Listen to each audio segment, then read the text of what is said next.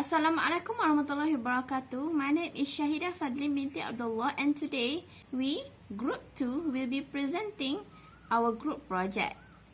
The contents for this presentation will be consist of a conclusion of each MFRS, key audit matters, and also financial analysis.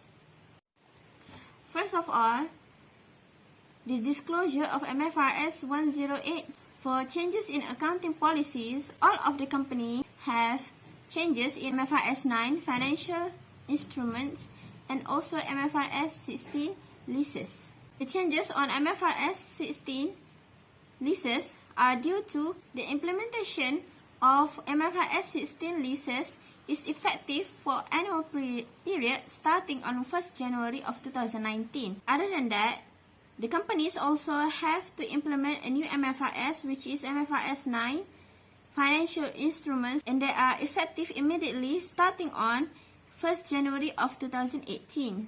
The companies have to recognize any adjustment when calculating and applying the MFRS 9 in the opening balance of retained earnings in 1st January of 2018. There are 3 companies who apply MFRS 15, which is Berjaya Food Berhad, Micron Steel Berhad, Parlo Berhad. MFRS 15 is establishing a 5-step model that will apply on to the recognition of revenue arising from contracts with customers. 2 companies also adopted on the amendments of MFRS 16 COVID-19 related rent concession on 1st of July 2019 did not have any effect on the financial performance of the group. Next are changes in accounting estimates. Only 1 company who have adjustment on their accounting estimates, and that is PNE PCB Berhad. This is due to an uncertainty in their business activities. The financial statement items can only guess than measure precisely. The estimations are made from decisions based on most up-to-date and reliable facts.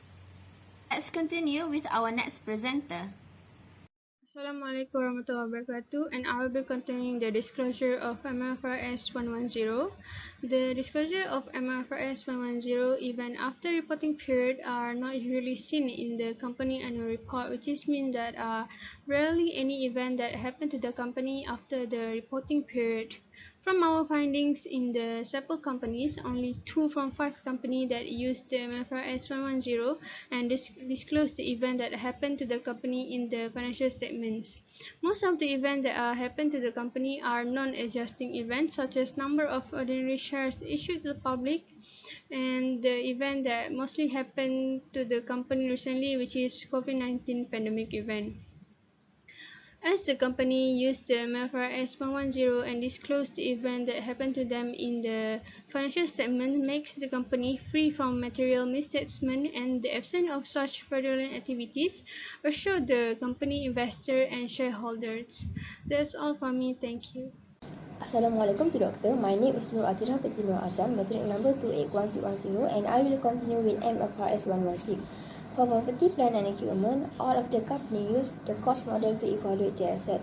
Property, plant and equipment are stated at cost less accumulated depreciation and impairment losses. The cost of an item of property, plant and equipment initially recognized includes its purchase price and any cost that is directly attributable to bringing the asset to the location and condition necessary for it to be capable of operating in the manner intended by management. Cost also includes borrowing costs that are directly attributable to the acquisition, construction, or production of a qualifying asset. Subsequent costs are included in the asset's carrying amount or recognized as a separate as appropriate, only when it is probable that the future economic benefits associated with the item will flow to the groups and the cost of the item can be measured reliably. Next, MFRS 136. The companies applied MFRS 136 to determine the impairment of property, plant and equipment, which is by evaluating the extent to which the recoverable amount of the asset is less than its carrying amount. All of 4 companies, which is Paulo Berhad, Berjaya Food Berhad, PNE PCB Berhad, and Micron Steel Berhad, have impairment losses on PPE. Meanwhile, for reversal amount, only 3 companies shows a reversal of impairment losses on property, plant and equipment group.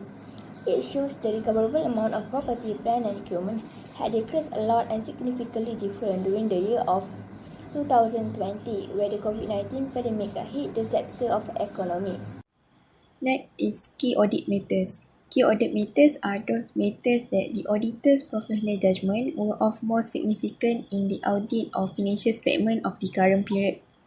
This matter were addressed in the context of company audit of the financial statement as a whole, and auditors do not provide a separate opinion on these matters. In determining the key audit matters, the auditor shall take into account the first, areas of higher assessed risk of material misstatement or significant risk. The second one is significant auditor judgment relating to areas in the financial statement that involve significant management judgment, including accounting estimate that have been identified as having high estimation uncertainty. And the last one, the effect on the audit of significant event or transaction that occurred during the period. Based on the annual report on 5 companies, all of them stated different key audit matters as shown in the table above. Lastly, the description of key audit matters in the auditor's report will always refer to any related disclosure in the financial statement. Reference to any related disclosure enables intended user to further understand how management has addressed the matter in preparing the financial statement. As a result, the level of management disclosure in the financial statement regarding specific parts of an issue may assist the auditor in clarifying how those specific aspects were handled in the audit, so that the intended user can understand why the matter is a key audit matter. Lastly, for our financial statement data analysis, we use the return on asset ROA profitability ratio to measure and evaluate the effectiveness of the selected companies in managing their assets or resources to make a profit. In general, the higher the ROA ratio, the better the company manage its assets or resources to generate profit. And on the other hand, the lower the ROA ratio indicates that the company is not able to acquire or utilize its asset efficiently to generate a profitable return. Based on our analysis, 5 companies consisting of 3 different sectors reported losses in their profit before tax and profit after tax from 2018 to 2020. Moreover, the companies also reported decreases in their total assets from 2018 to 2020. Therefore, the ROA ratio obtained from the companies also decreases over the years due to the COVID-19 pandemic. For instance, the companies in the industrial product and services sector have reported the highest profitable loss and the highest decrease of total asset, followed by the consumer product and services sector and property sector. The decrease of total asset shows that the companies have invested more in funding their source of capital to survive during the pandemic. And as a result, the companies obtain low and negative ROA ratios that affect the company's profitability performance. Therefore, the companies should find alternatives to improve their ROA, such as reducing the cost of assets, increasing revenue, and reducing expenses for the upcoming year due to the uncertainty of the global COVID-19 crisis. And that's all for me. Thank you.